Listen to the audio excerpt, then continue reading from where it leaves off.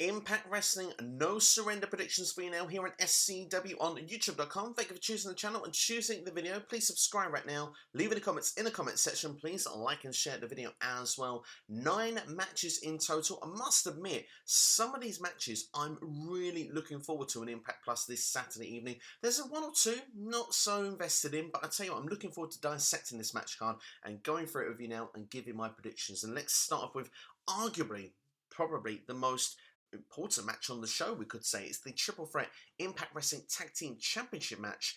Let's just say that the Forbidden Walls are coming down. We've got the champions, the Good Brothers, defending against Chris Sabin and James Storm from Impact Wrestling against Private Party with Matt Hardy from AEW. And of course, Tony Khan has been doing a lot of these adverts as well, each and every week with Tony Schiavone. And it does say, you know, be prepared, Impact, I'm coming back soon. Wouldn't it be a shock if it was this Saturday evening? And wouldn't it be a shock because last time he was around at ringside, Private Party became the #1 contenders for the Impact Tag Team Championships, and now that would be a definite shock for the works if they were to win those championships. If I'm going to make a prediction here though, I don't think that's going to happen, but I do think Private Party are going to be protected in this match. I think this is why Sabin and Storm are currently being put involved here, and I do think that the Good Brothers are going to actually retain these championships. There could be the argument as well that the heel versus heel match may have not seemed such a good idea, as Private Party have turned heel on, of course, well, it being an Impact in general as Invaders, but also on AEW as well. Perhaps Impact felt they wanted to have the babyface tandem of Chris Sabin and James Storm involved here as well. Of course, the perhaps titled Beer Guns, as they were last December's Final Resolution Impact Plus special as well. It'll be good to have them involved there, but as I say, I do think the Good Brothers are going to be retaining those championships. Next, let's look at XXXL and Tenille Dashwood against Decay. And of course, Decay have got Black Taurus, who have come in from AAA. And God, he looks like a beast, doesn't he? El Torito's grown up, hasn't he? But no, in all serious note, though, this guy looked fantastic in the ring. I'm excited to see what he's going to bring to the product. I have seen him in AAA before, and also in Impact also. But what I'd say is my knowledge is quite minimal. So I'm looking forward to learning more. And if he's actually a full-time member of Decay, and this is not just a one-off, I'm quite excited. He's on the Impact roster page as well, so yeah, it's great to see him involved here. I'm looking forward to seeing what he brings to the table. It's been nicely put together, this match, I would say. Of course, XXXL, this sort of stems back to the Rosemary and Johnny Bravo wedding. Of course, we couldn't have XXXL against Decay, though, with Rosemary and Crazy Steve.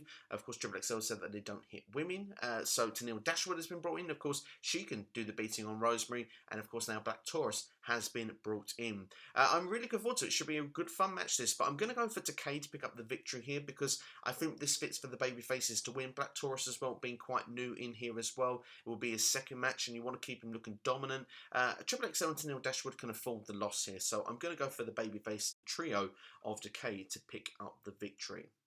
Number of 6-person tag team matches here on this show, and another one here for now featuring the Knockouts. Deonna Purrazzo, Kimberly and Susan against Jordynne Grace, Jazz and a returning ODB as well. Normally I would say that I think that Purrazzo, Kimberly and Susan would have to pick up the victory here, but the heel, or 2 of the 3 of the heels didn't want nothing to do with this match. Susan is the one that wanted to put this match together. I'm starting to wonder if we're building once again towards Deonna Purrazzo against Jordynne Grace for the Knockouts Championship. It wouldn't surprise me, and to be honest, I'd be all for it. Jordynne Grace is fantastic in the ring, so is Deonna Purrazzo, and Deonna Purrazzo was like, you know, Wrestler of the Year last year. These two had a fantastic match at Slammiversary, did another one at Emergence. I'd be happy to see it go down again, so I'm all for it, but for that to happen, the babyfaces would need to win here, and of course, Impact Wrestling, they're not opposed of having their legends go over in matches either, so I'm going to go for Grace, Jazz and ODB to pick up the victory, and perhaps this also can cause a little bit of friction with Purrazzo, Lee and Susan. We are eventually going to need Susan to morph back into Su Yung, so maybe the starting baby steps towards that could happen via this match also. Next, let's look at Deonna, of course, who will be with Violent by Design, which is a really cool name for a stable. I like that, by the way, against Jake Something. Now, I really like the way that Jake has gone from the Cousin Jake to Jake Something. I love the way that he actually vocalised it on Impact this week as well, because he had the chance to join Violent by Design. He said that, you know, if you don't stand for something, you'll fall for anything, and he stands for something. It's Jake Something, which, of course, then showed he was not joining Violent by Design. I like the fact that Beatdown was put down here, and it seemed that they were go, violent by design, we're going to take Jake out of action. But Deonna seemed not so keen on this. He wants to be the one to take Jake something out, which has put this match together. And to be honest, if you just said to me 3 months ago, would you be interested in the Deonna's breaking up and then having a rivalry put on an Impact Plus special, and it'd be one of the most invested matches you would be on the card? I'd say you'd be joking. I probably wouldn't have bought that. But I tell you what, I love the direction of what they've done with these two, how they've morph their careers in much better directions from how they were as a tag team, a very lower jobber tag team to what they've become. I think Jake something is going to become something in Impact Wrestling. I think a big year is on his way. And I think the same as well for Deonna also. I like the fact that he's in this stable. But when we look at this, Deonna is the fall guy in the group. He is the one that perhaps would be best suited going for the X Division Championship, where if he's in a match here against Jake Something, he's outmuscled, he's outmatched. You do for the long-term direction, it will be Jake Something going against Eric Young. So for that reason, I will be going for Jake Something to pick up the victory here. And what I think will be, one of the matches that I think could really steal the show. I'm looking forward to it. Next is a Texas Tornado no DQ match for the Knockouts Tag Team Championships. Fire and Flava against Havok and Naeveh. Now, of course, I'm going to keep this one quite short and brief, to be honest. Fire and Flava, for me, since having the championships, I have found a bit of a disconnect with the character work they've done in ring. It's not really been for me. But what I would say is they're both very talented in ring, and also as well with Havok and Naeveh, they continue that rivalry. And I mean, they're the first-time champions, Fire and Flava, so I don't see them losing the belts here. They are at the disadvantage going in a Texas Tornado no DQ match. You would assume that the belts could possibly change hands here, but I do think that they'll find a way to retain. So I'm going for Kiera Hogan and Tasha Steelz to keep hold of those Knockouts Tag Team Championships.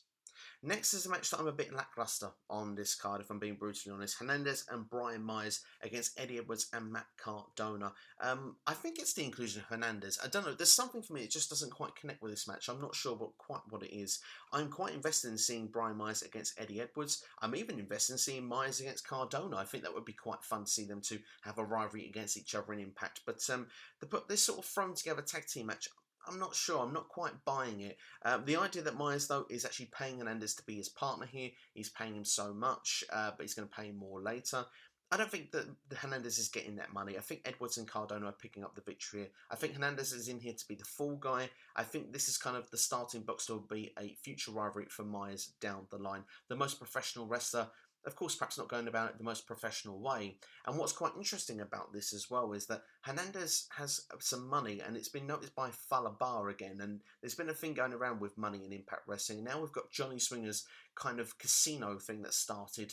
I wouldn't be surprised if Flava finds himself involved with all this as well. So, yeah, it's funny that you kind of mention a comedy skit that could be the thing that determines this match, but I wouldn't be surprised. But either way, I'm going for Edwards and Cardona to pick up the victory. Myers here will be looking to go solo going forward after this match. Next for me is the match I'm looking forward to the most. I like creativity. I like creativity, especially when it's done right. And this match that's been put together could just be something that Impact need to keep hold of and do again. The number one contendership for the X Division Championship is going to be a triple threat Revolver match. Now, the rules are we've got 8 participants in total here, and we've got Daivari, Suicide, Willie Mack, Ace Austin, Trey Miguel, of course, let's not forget he's returned to Impact Wrestling, Chris Bay, Josh Alexander, and Blake Christian. What a lineup here we've got here, particularly I'd say at least 5 or 6 of these have a chance of winning this match. It does show the talent pool that the X Division has right now. But for the rules of this match, as I say, we have 8 competitors. We're going to start in a triple threat match, and it's going to be in a gauntlet fashion. So when one superstar loses, another one enters the match. So this, for me, is quite interesting, because as a gauntlet match, you tend to find them that someone only goes so far and it becomes less believable. But in a triple threat environment, 2 people that start the match could want to work together to try and get themselves through to the finish. There's ways of protecting superstars who doesn't need to take the fall, particularly in the last trio when you get to the last 3. Someone is not going to take a fall in this match and is still not going to win.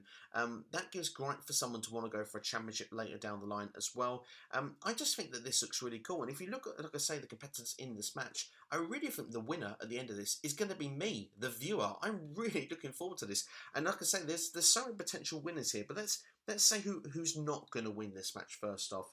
Daivari and Suicide, I think, going to be your early ones in there that will be eliminated from this match. You've got potential like you've got with other things like gauntlet matches or, you know, the Royal Rumble, if you want, from WWE, where you can have a journey person in this match. So I'm looking forward to see how it's going to be thrown together. But I think Willie Mack, I don't see him winning it, although he's a former X Division champion. Chris Bay has been in and around that X Division championship picture for a while. He's just come out of that sort of main rivalry with the championship match, which we'll be discussing next. I don't see him winning. So Blake Christian, again, I don't see him winning. I think he's had a great showing in the X Cup, the Super X Cup that was last month. I do think he'll have a great showing in this match as well. I expect him to pick up 1 or 2 pinfalls, but again, I don't see him picking up the victory. So we're down to 3 people: Ace Austin, Trey Miguel, and Josh Alexander. So let's say I'm predicting that could be around your final 3, or certainly 2 out of 3 of them. Trey Miguel, it is so important he's back in Impact Wrestling.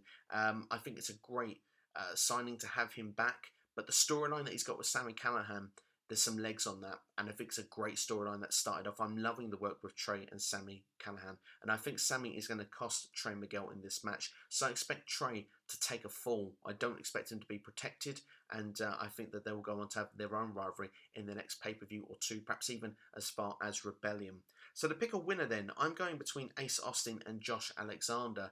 And I'd really be happy either way. But I'm going to go and stick my neck out and say Ace Austin will be the guy that will win. He won the Super X Cup, didn't he? He should be getting a championship opportunity off that from Mary anyway. So I'm going to go for Ace Austin to pick up the victory here. But of course, if he doesn't, he already has a gripe to get himself in a championship match. So, like I say, pick who you want out of this. This could go any which way. I think I'm going to be happy whatever happens. And one thing I really hope more than anything to make this match work, this needs to be the longest match of the card. This can't be a short match where people are being eliminated every minute or 2. Maybe with superstars like Daivari and Suicide, I can let that slide.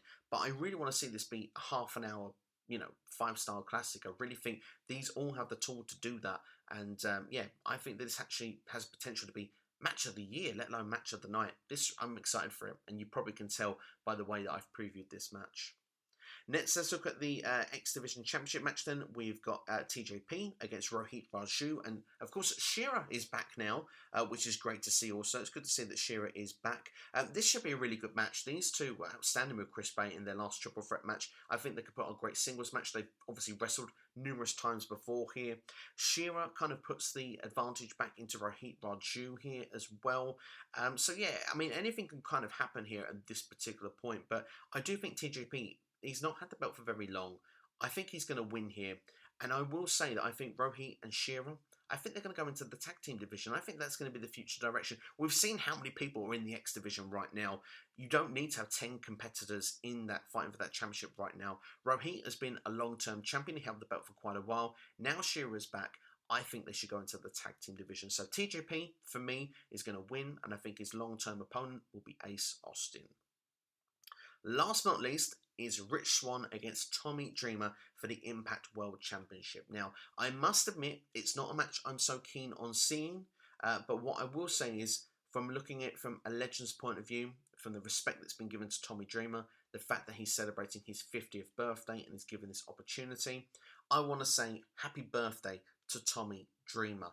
I think that he's given a lot to the business over the last 30 years, whether it's been through ECW, whether it's his time in WWE, of course, even with the ECW brand they had there, House of Hardcore, Impact, you name it. Tommy Dreamer has given his life to the business, and to be, shown this level of respect and gratitude, and the fact he's been given this opportunity at the championship just shows how much love and respect there is for Tommy Dreamer. But what I would say is that unfortunately this is where it ends.